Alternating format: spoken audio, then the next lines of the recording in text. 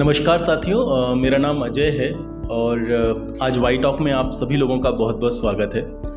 आज Y talk में मैं चर्चा करने वाला हूँ एक बहुत ही महत्वपूर्ण शख्सियत से।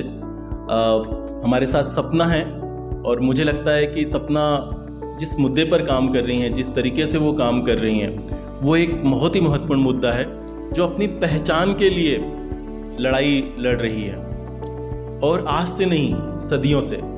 तो सपना, आपका बहुत बहुत स्वागत है वाई टॉक में। सपना, आप शुरुआत में थोड़ा बता पाएँ कि समाज का क्या नज़रिया है उन महिलाओं के लिए, उन युवा महिलाओं के लिए जो एक ही रात में जब शादी होती है उसके बाद पूरा नज़रिया बदल जाता है, तो वो क्या नज़रिया है उस समाज का?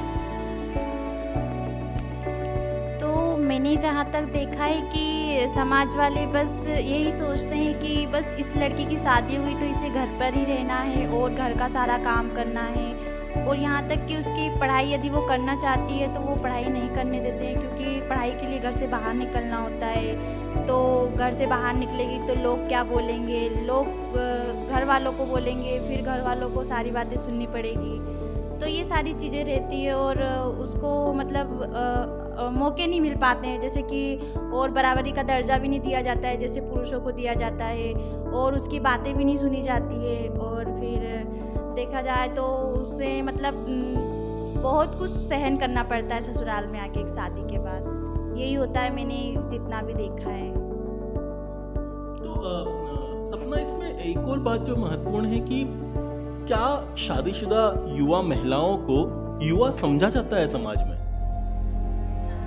मैंने जहाँ तक देखा है बिल्कुल नहीं समझा जाता है, क्योंकि बस शादी के बाद तो बस वही समझते हैं कि ये तो एक महिला बन गई है, अब इसे तो घर का काम ही करना है। लोगों को पता ही नहीं रहता है कि घर से बाहर क्या चल रहा है, क्या चीज़ें चल रही है, उन लोगों को कुछ नहीं पता होता है। बिल्कुल नहीं समझते उसे, उसके अधिकार भी नहीं दिए जाते हैं उसको, और उसको जो करना होता है वो भी करने नहीं दिया जाता है। तो मैंने जहाँ तक देखा है तो नहीं समझा जाता है। आपके दृष्टिकोण से क्या आप युवा किसे मानती हैं?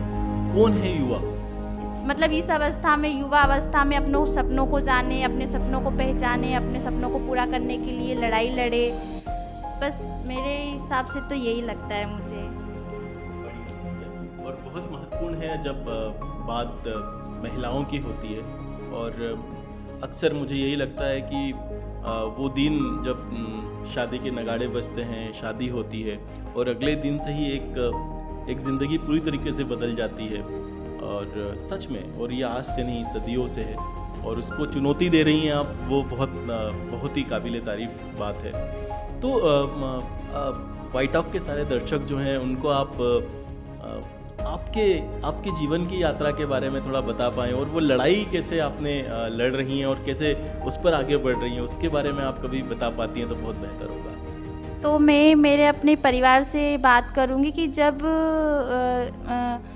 मेरी फैमिली में हम लोग 3 बहनें थे।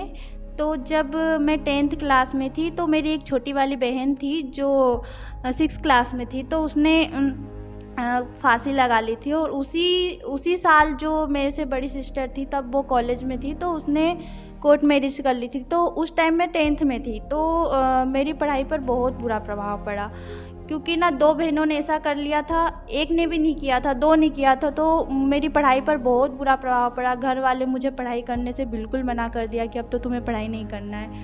पर मैंने घर वालों को समझाया, 10th पास की, 11th 12th करी, उसके बाद 11th 12th के बाद मना कर दिया कि अब तुम्हें कॉलेज नहीं करना है। पर और पापा को समझाया मैंने, मेरी फ्रेंड इन लोगों ने समझाया, क्योंकि मैं पढ़ने में बहुत अच्छी थी।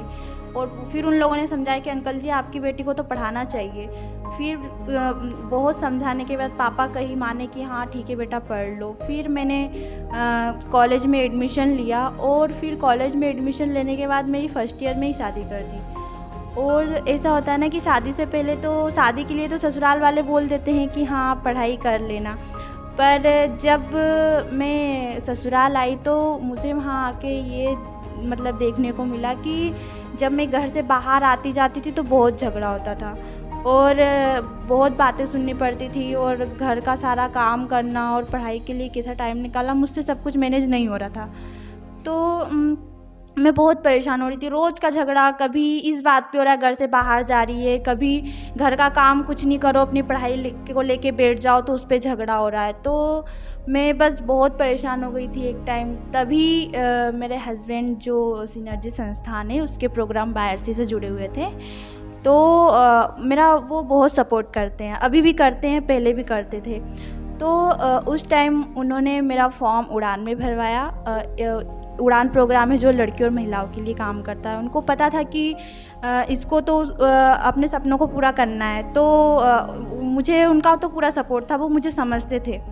तो उनने मेरा इसी में फॉर्म डलवाया, मेरा इसमें सिलेक्शन हुआ और मैं उड़ान की वजह से ही आज यहाँ पे हूँ। यदि उड़ान नहीं होता ना तो सच में यहाँ नहीं होती मैं, क्योंकि मैंने तो उस टाइम पे हार मान ली थी कि घर में एक बार ऐसी स्थिति आई कि मैंने मान ली थी कि मुझे पढ़ाई नहीं करना है। बहुत उस टाइम पे ना बहुत परेशान हो गई थी मैं। तो तभी से मतलब अभी देखा जाए तो उस टाइम पे तो मेरी पढ़ाई छूट ही जाती मान लो, यदि उड़ान नहीं होता तो मैंने फॉर्म डाला और ऐसे धीरे धीरे उड़ान की प्रक्रियाओं से जुड़ी। धीरे धीरे उड़ान से मतलब घर से बाहर निकलना हुआ, घर वालों को समझाना हुआ। मतलब मुझे पहले ऐसा होता था कि घर वाले कुछ बोल रहे हैं तो मैं भी उन लोगों की बातें नहीं समझती थी, क्योंकि मुझे नहीं पता था कि वो लोग किस लिए बोल रहे हैं। पर आज मुझे क्लियरली सब मतलब उड़ान की प्रक्रियाओं से समझ में आ गया है कि वो मुझे रोक रहे हैं तो किस कारण रोक रहे हैं, क्योंकि उन लोगों को स्पेस नहीं मिला है ना उस टाइप से कि वो लोग सोच सके बाहरी दुनिया के बारे में। उन लोगों की सोच रूढ़िवादी सोच है और इसको हम ही को तो बदलना है। रोकेंगे हम लोग, उनको समझाएंगे तभी तो बाहर निकल पाएंगे। यदि हम लोग वो रोक रहे हैं, हम लोग रुक जाएंगे तो वो घर में ही रह के बैठ जाएंगे, तो हम लोग यहाँ तक नहीं पहुँच पाएंगे।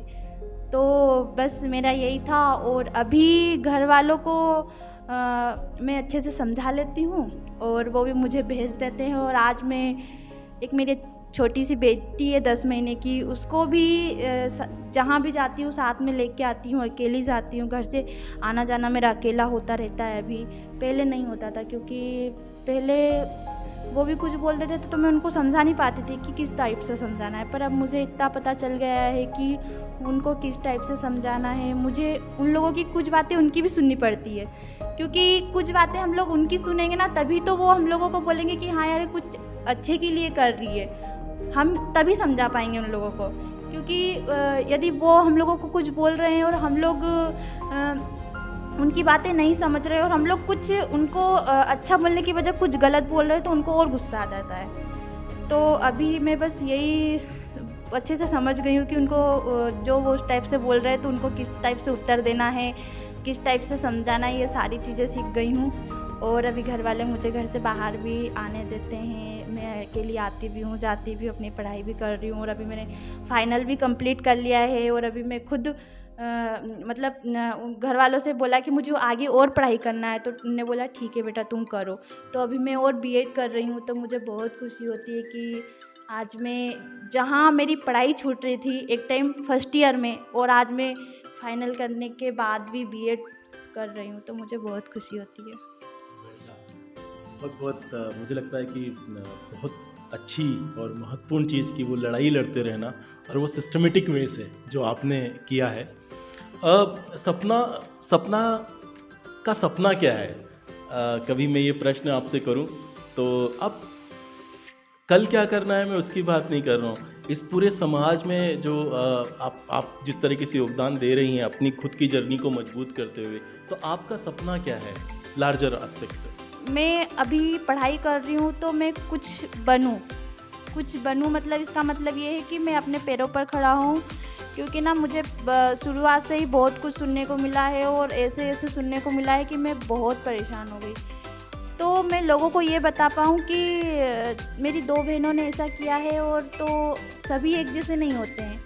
लोग समझ लेते ना कि ये लड़की गलत है तो इसको नहीं पढ़ाएं, पर मेरे पापा मम्मी ने मुझे लोगों की बातें सुनते हुए भी मुझे पढ़ाया। और मेरे आज हस्बैंड है, वो भी, उन लोगों को भी घर की बातें सुननी पड़ती है, वो आज मुझे पढ़ा रहे हैं। तो बस मैं पढ़ाई कर कुछ करना चाहती हूँ, अपने पैरों पर खड़ा होना चाहती हूँ, ताकि मैं अपने परिवार का भी अच्छे से ख्याल रख पाऊँ और आगे की ज़िंदगी जो अच्छे से बिता पाऊँ, और लोगों के लिए भी एक अच्छा होगा ना। क्योंकि होता है ना कि ऐसी मुसीबतें आ जाती है ना तो लड़कियां हार मान लेती है, पर हार नहीं मानना चाहिए। यदि हम लोग हार मान लेंगे ना तो हम लोग वही घर में रह जाएंगे, बस खाना बनाना, घर का सारा काम करना, हम लोग कभी भी बाहर नहीं निकल पाएंगे।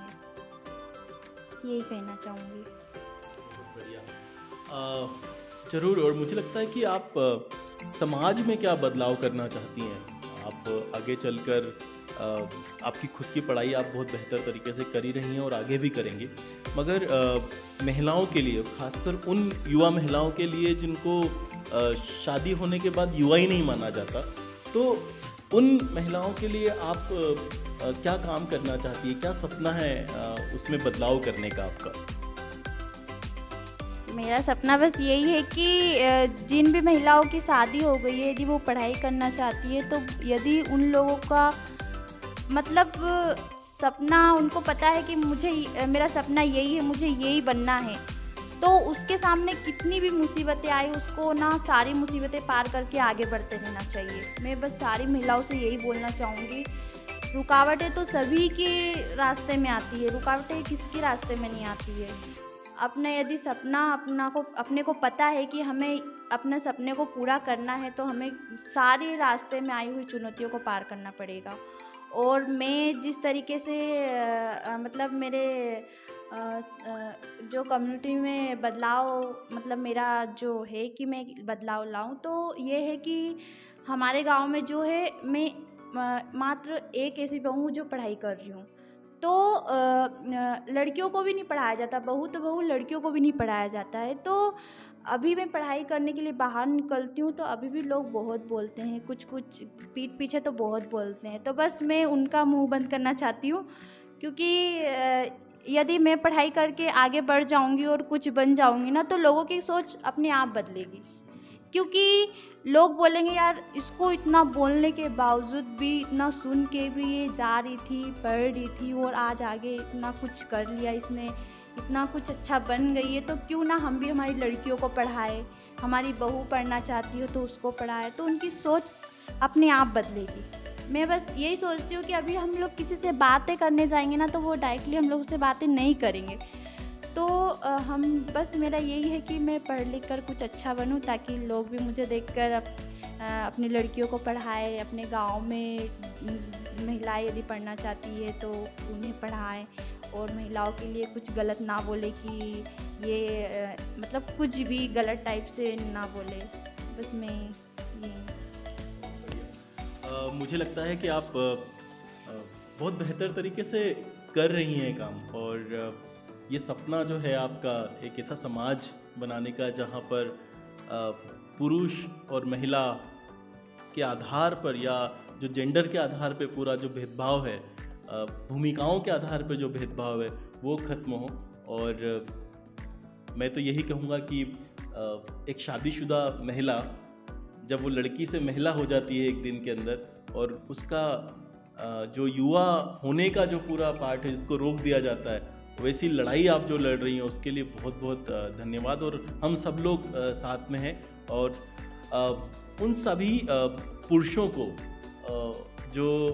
जिनके साथ भी बहुत भेदभाव होता है, मगर वो कई बार बहुत एक तरीके से भेदभाव करते भी हैं, साथ में नहीं खड़े होते हैं, तो उन पुरुषों को आप क्या संदेश देना चाहेंगी?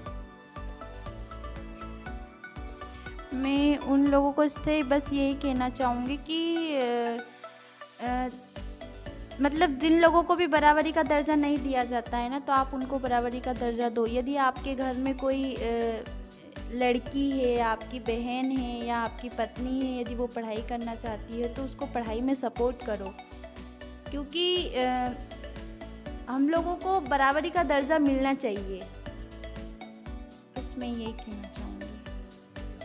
तो बहुत बहुत धन्यवाद सपना, और मुझे लगता है कि ये संदेश सबके लिए बहुत काम करेगा।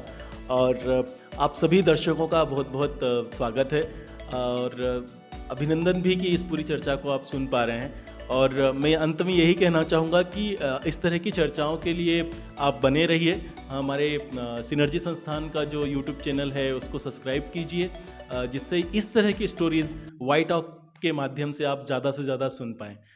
धन्यवाद।